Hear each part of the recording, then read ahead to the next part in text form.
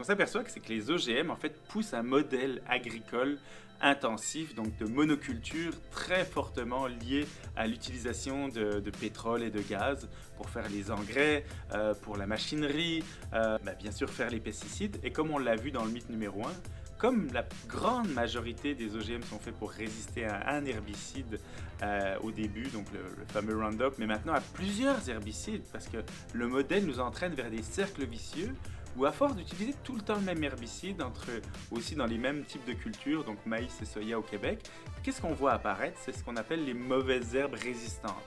Donc ces mauvaises herbes résistantes, si on veut les tuer, pour avoir un champ bien propre, c'est qu'on va mettre de plus en plus de pesticides à base de glyphosate, mais aussi on vient rajouter par exemple du dicamba quand il s'agit du soya ou du 2,4-D quand il s'agit du maïs. Et en fait, ça vient faire un cocktail et on augmente de plus en plus l'utilisation des pesticides.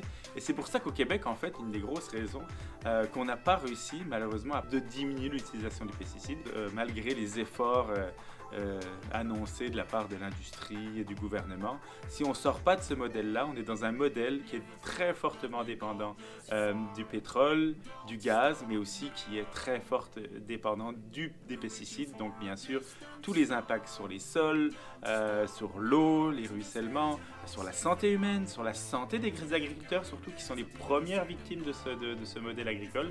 Donc non, les OGM ne sont pas un modèle qui permettent d'avoir des bienfaits pour l'environnement. Bien au contraire, ils ont un fort impact sur l'environnement.